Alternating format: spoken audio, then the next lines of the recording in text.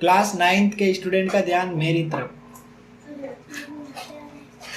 आज हम प्रश्नावली 1 को देखते हैं ना, थोड़ा सा उससे इंट्रोड्यूस होते हैं कि भाई है क्या। बोर्ड वालों ने नया सिलेबस तो दिया है, ठीक है, पहले भी चल रहा था, कुछ नहीं किया है, सिलेबस को हटाया है ना, चैप्टर हटाए। तो ऐसे चैप्टर हटा दिए जो नंबर देते थे। इस बार ऐसे मत सोचना कि सिलेबस कम हो गया तो हम तो मज़ा आ गया, कम पढ़ना पड़ेगा। लेकिन ऐसी प्रश्नावली हटाई जो बिना पढ़े नंबर दे रही थी। कौन बनाना है बहुत आसान है, आराम से कौन बना सकते हो तुम। रचनाएं करनी है, लाइन खींची, रचना लिखनी है, 8 नंबर 10 नंबर पक्के तुम्हारे। लेकिन इस बार वो प्रश्नावली हमें अफसोस दे के चली गई। तो सिलेबस घटने से थोड़ा बहुत नुकसान हुआ है, लेकिन जो सिलेबस है उसको हम डिटेल में अच्छे से पढ़ेंगे तो वैसे अपने अच्छे नंबर आ जाएंगे। क्लियर। अब तुम्हारे प्रश्नावली 1 जो है ना, उसमें दे रखा है संख्याओं से संबंधित जानकारी। संख्या पद्धति, संख्या पद्धति के बारे में जानते हो क्या? नहीं, तू नहीं जानता है, क्यों? कभी सुना ही नहीं संख्या पद्धति के बारे में? पढ़ाया तो क्या क्या बताया? कौन से सर ने पढ़ाया? अच्छा पढ़ाते हैं? वो तो मेरे को बोलते हैं कि इन बच्चों को पकड़ के ले जाओ वहां पढ़ाना तुम। अब कोई क्वेश्चन नहीं है ना। हाँ, वो तो बोलते हैं कि नहीं, इन बच्चों को ले जाओ, कम बच्चों को मत पढ़ाओ। पर ज़्यादा बच्चे हो जाएंगे तो अपनी क्लासेस डिस्टर्ब हो जाती है। अब एक बैच भी ज़्यादा हुआ था, उसका काम तो अपन को ज़्यादा करना ही है। अपन के 3 बैच है, आराम से पढ़ रहे हैं, मस्ती से कोई दिक्कत है ही नहीं। हाँ अंकित, बता बेटा संख्या क्या होती है? संख्याओं से संबंधित कोई जानकारी नहीं बताएगा? तो बता, खड़ा हो जा जल्दी से।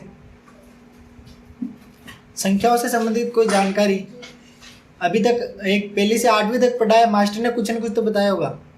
परिमेय संख्या होती है। हाँ, परिमेय संख्या, बहुत अच्छा। परिमेय संख्या के बारे में कोई जानकारी है तेरे को? नहीं, तेरे को है क्या कन्हैया? नहीं है, क्यों? होनी चाहिए। हाँ, क्या जानकारी है? परिमेय संख्या, संख्या पद्धति उसको बोलते हैं जो एक संख्या से बढ़ती रहती है। एक से बढ़ती है, उसको संख्या पद्धति कहते हैं। अच्छा, ये संख्या जो होती है कभी कभी बढ़ती रहती है, कभी कभी घटती रहती है ना, उसको पद बोलते हैं। हाँ, तो ये संख्याओं से संबंधित कुछ जानकारी हमारे हाथ में आई है। और कुछ इसके बारे में? पहला पार्ट ही चल रहा है, क्योंकि मेरे को ये तो पता होना चाहिए कि तुम्हें पहले से ही मैथ्स में कितना नॉलेज है, या फिर ऐसी कौन सी दिक्कत है जो तुम्हें कम नंबर लाने को मजबूर कर रही है। अगर प्रॉब्लम को निकाल लेंगे तो अपना काम बन जाएगा। देखो, इसमें एक संख्या रेखा दे रखी है। क्या दे रखी है? संख्या रेखा। संख्या रेखा को हम कैसे समझ सकते हैं बताओ? ऐसा कोई व्यक्ति जो संख्या रेखा को मेरे को समझा दे। ऐसा कोई तुमने देखा क्या स्ट्रक्चर संख्या रेखा से संबंधित? नहीं देखा? नहीं? खो खो का खेल देखा क्या? किस किसने देखा? उसमें क्या होता है, जो प्लेयर होते हैं ना, उनको एक प्रॉपर डिस्टेंस पर खड़ा कर देते हैं, है ना। उसको बोलते तू यहाँ खड़ा रहे, तू यहाँ रहे, तू यहाँ रहे, फिर पूरी एक लाइन बन जाती है। अब खो खो में कितने खिलाड़ी होते हैं? कितने होते हैं नहीं पता? 8 या 9 मान सकते हैं अपन, अनुमानित। जैसे 10 मान लेते हैं, 10 मान लेते हैं। अब मेरे को ये बताओ, कोई आदमी या कोई प्लेयर है ना, एक स्टूडेंट से 5वें स्टूडेंट तक गया तो उसने कितनी दूरी तय कर ली? आधी। और 8 तक गया तो आधी से भी ज्यादा। समझे? तो कितना आसान है, अपने मन में कल्पना करो तुम्हें वैसे ही याद हो जाएगा सारा। आधी दूरी यानी 5 खिलाड़ी नंबर के पास है वो, ठीक है। यानी कि मतलब उसको एक लाइन अपन मान सकते हैं, उस जो प्लेयर लाइन में खड़े हैं उसको, और हर एक प्लेयर को हम एक नंबर दे देंगे, जैसे प्लेयर नंबर 1 2 3 4। तो संख्या रेखा ऐसी होती है, एक रेखा होती है जिस पर बहुत सारी संख्या होती है। जैसे खो खो में जो प्लेयर होते हैं वो एक डिस्टेंस पर खड़े रहते हैं, वैसे ही संख्याएं एक प्रॉपर डिस्टेंस पर खड़ी रहती है। किस पर? संख्या रेखा पर। क्लियर? समझ गया बेटू? क्लियर है, यही संख्या रेखा है। अब इसमें से अलग अलग प्रश्न पूछता है, बोलता है कि 4.5 को निरूपित करो, आधे से थोड़ा कम करोगे तो वो 4.5 में आ जाएगा। स्केल भी देखी होगी, स्केल में भी ऐसे होता है। 10 सेंटीमीटर की एक लाइन खींचोगे, है ना, 4.5 पर टिक कर दोगे तो वो क्या हो जाएगा, 4.5 हो जाएगा। क्लियर, समझ गए बेटा, कोई दिक्कत नहीं। अब कुछ कॉन्सेप्ट होता है, जैसे पूर्ण संख्या है, पूर्णांक संख्या है, धनात्मक संख्या है, ऋणात्मक संख्या है, इनसे संबंधित प्रश्न में पूछा जाते हैं। ठीक है, पूर्ण संख्या कहाँ से शुरू होती है, कोई बताएगा? बताओ, पूर्ण संख्या कहाँ से शुरू होती है?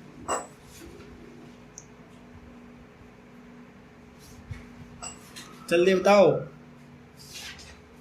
नहीं पता है? पूर्ण 0 से, फिर पूर्णांक पूर्णांक 1 से, 1 से। सही से। परिमेय संख्या है, परिमेय संख्या बताओ परिमेय संख्या के बारे में। 9 से ऊपर। अच्छा, परिमेय संख्या है 9 से ऊपर। अच्छा, भिन्न के बारे में कुछ जानते हो क्या? क्या? भिन्न के बारे में हाँ सर, क्या जानते हो? भिन्न मतलब बटे में काटते हैं उसको। भिन्न यानी 1/4, 1/4, 1/5 जैसे। अच्छा, ऐसे काट तो दोगे, लेकिन भिन्न में क्यों लिखते हैं संख्याओं को? क्या कारण है भाई, संख्याओं को भिन्न में लिख रहे हैं, बीच में डंडा खींच रहे हैं, 2 ऊपर 4 नीचे, ऐसा क्यों कर रहे हैं? मजा आ रहा है क्या? तो फिर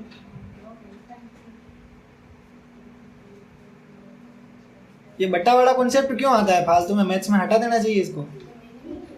आता है क्यों है? बार बार आता है। हाँ, क्यों आता है? इसे क्या कारण है कि हमने बट्टा वाला पढ़ना पड़ता है? सर पर्सनालिटी में आता है। कोई बताएगा मेरे को? समझो मैं। हाँ सर। तेरे कोई भाई है? तेरे और कोई भाई है? हाँ बहन है? हाँ। कितनी बहन है? 2 बहनें, 1 भाई, 4 लोग हो। मजा आ गया। अब पापा लेके आए एक तरबूज, क्या लाए? तरबूज। तू बोलेगा मेरा, ठीक है, तेरा भाई बोलेगा मेरा, और दोनों बहनें बोलेगी मेरा मेरा, ठीक है। अब पापा क्या करेंगे? भाग करेंगे उसको। हैं? बात करेंगे 4 1/4। अगर दोनों भाई को एक तरबूज खिलाना है तो एक तरबूज का आधा कर देंगे, आधा इसको खिला देंगे, आधा इसको खिला देंगे, और शाम को खा पी के सो जाएंगे, रोटी की जरूरत ही नहीं पड़ेगी। ठीक है, 2 तरबूज लाए तो, और 1 तरबूज लाए तो किस प्रकार बांटेंगे? 1 तरबूज 1/4। 1/4। तो ये बट्टा का कॉन्सेप्ट है। आया कि नहीं आया? तो एक चीज लेके आए, उस एक चीज को ज्यादा लोगों में बांटना है। 4 भागों में बटा। हाँ, अब 2 में बांट रहे 2, 3 में बांट रहे तो 3। अब तुम दोनों भाइयों के बीच ही वो चीज बांटनी है, तो 1/2 हो जाएगा। रोटी होगी, 2 रोटी होगी तो 1-1 है? 2 रोटी होगी तो 1-1। हाँ, 2 रोटी होगी तो 1-1, लेकिन 3 हुई तो फिर क्या करेगा? 3 हुई तो 1.5। हाँ, अब समझ में आया मेरी बात? पक्का? तो ये होता है बट्टा वाली संख्या। अपन क्या है, इस प्रश्नावली को देख रहे हैं भाई, इसमें है क्या है, इसने क्या दे रखा है, ऐसा जो बच्चे साले फेल हो रहे हैं गणित में, तो अपन एक बार नजर घुमा लेते हैं बस। फिर एक आता है परिमेय संख्या और अपरिमेय संख्या। तो ये पूछता है कि 2 संख्याएं दे रखी हैं, इन बीच की परिमेय संख्या निकालो, अपरिमेय संख्या निकालो। ऐसे फर्जी प्रश्न भी हमें पूछे जाते हैं, ठीक है, तो उनके उत्तर भी हम देंगे। एक परिमेय संख्या की डेफिनेशन हमें आनी चाहिए कि परिमेय संख्या की डेफिनेशन क्या होती है। ये अगर हमें आ गए तो अपना आधे से ज़्यादा काम हो जाएगा। समझ गए कि नहीं? अपरिमेय संख्या के बारे में भी हमें अच्छी तरीके से जानकारी होनी चाहिए। याद रखना, अपरिमेय संख्या अधिकतर रूट में होती है ना, उनके ऊपर ऐसे रूट लगा रहता है, हाँ, ऐसे राइट टिक का निशान। समझे मेरी बात? ऐसे और ऐसे। यस। तो इस प्रकार हम इस प्रश्नावली को देखेंगे, ठीक है? समझ गए कि नहीं? अब ये बोलेगा कि ये दर्शाओ, ये सिद्ध करो, तो सिद्ध करने की अलग अलग कंडीशन होती है, उन कंडीशन के अकॉर्डिंग हम काम करेंगे और अपना जो कॉन्सेप्ट है उसको क्लियर करेंगे। समझ गए मेरी बात कि नहीं? एक चीज और बताता हूँ, एक होता है शांत और एक होता है अशांत। शांत यानी क्या होता है? मर गया।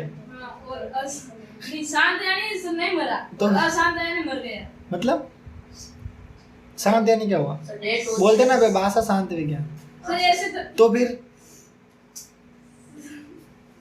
तो फिर समझा मेरे को? सर अशांत किसी को नहीं बोलते, शांत हो गए वो बोलते हैं। हाँ तो शांत तो फिर वो वाले पढ़ा रहा हूँ क्या मैं इसमें? तो नहीं। फिर सर ये हाँ बता स्वतंत्रता है बताने की, हमारे संविधान ने स्वतंत्र दे रखी है बिल्कुल।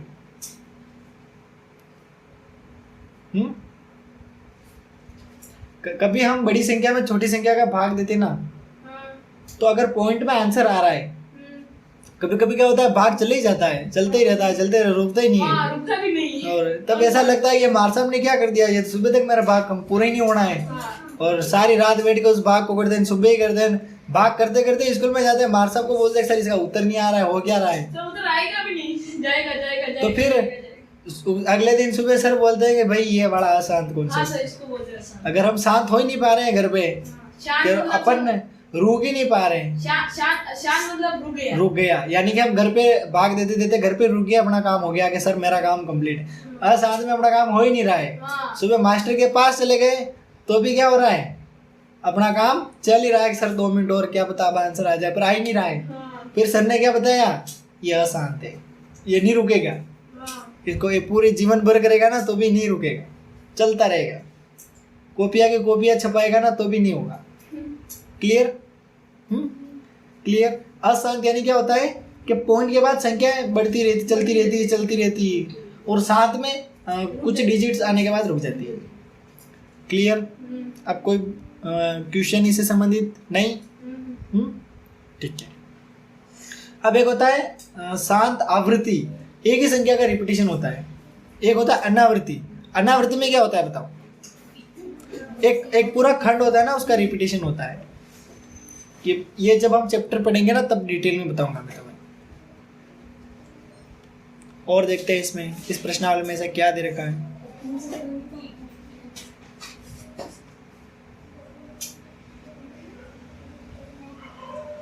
फिर इसने ये ऐसे प्रश्न पूछता है कि भाई दशमलव प्रसार बताओ। क्या पूछता है? दशमलव प्रसार कैसे बताओगे? जैसे इसने पूछा कि 36/100 है ना, तो अब इसका दशमलव प्रसार कैसे लिखोगे? कुछ नहीं करना है, भाग देना है, 36 में 100 का भाग देना है, 0 सबसे पहले 0 आएगा, उसके बाद पॉइंट लग जाएगा, फिर भाग जाता रहेगा और पॉइंट में आंसर आते रहेंगे, या 36 आ जाएगा डायरेक्ट ही, है ना, 0.036 ऐसे आ जाएगा, या फिर 0.36। अब जैसे हम भाग की प्रोसेस रखेंगे उस प्रकार के अपन को आंसर मिलेंगे। क्लियर? बिल्कुल समझ गए अच्छे से? Yes sir.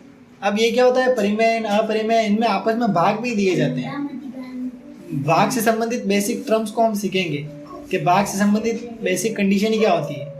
उन कंडीशन को समझने के बाद हम प्रश्नों को सोल्व करेंगे तो हमें एक अच्छे उत्तर मिल जाएंगे। क्लियर? बिल्कुल। एक और कॉन्सेप्ट होता है धनात्मक संख्याएं और ऋणात्मक संख्याएं।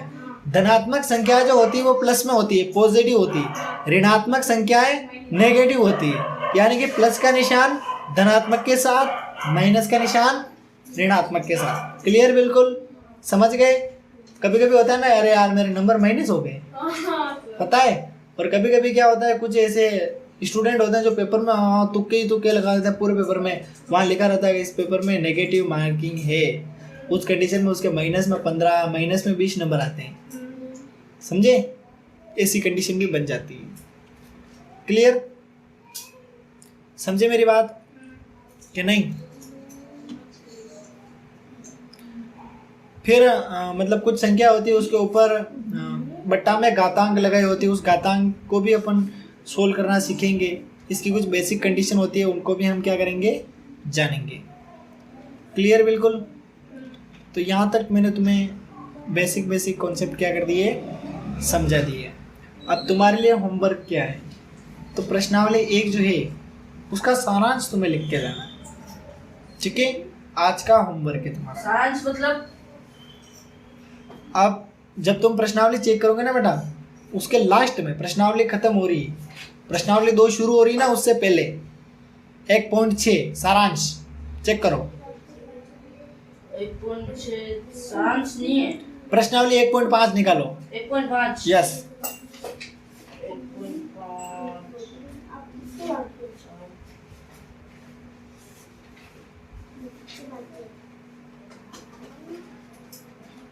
1.5 हाँ 1.5 निकाल दी। उसके जस्ट नीचे देखो लिख रखा है सारांश, लिख रखा है उसमें नहीं है। पेज नंबर 27 नहीं है। 27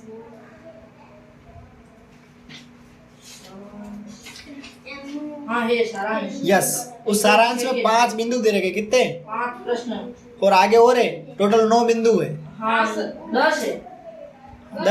10 है ना, हाँ सर। तो एक बिंदु हटा दिया शायद नई बुक में। Sir I go to washroom. हाँ अब अगर एक बिंदु हटाया तो मैं पता नहीं है, न्यू सिलेबस के अकॉर्डिंग लिखना है तो पीडीएफ मिल जाएगी, ठीक है, वेबसाइट पे या तुम्हारे कोर्स में, हाँ तो उस पीडीएफ को डाउनलोड करके आराम से अपना काम कर लेना। समझ गए? तो नई बुक से लिखना है, बिल्कुल फ्रेश सारांश लिखना है। क्या पता इसमें से कोई कॉन्सेप्ट हटा दिया है, उसको जबरदस्ती हम पूरे साल पढ़े, क्यों करें ऐसा काम? अब कोई क्वेरी हो तो पूछो जल्दी से।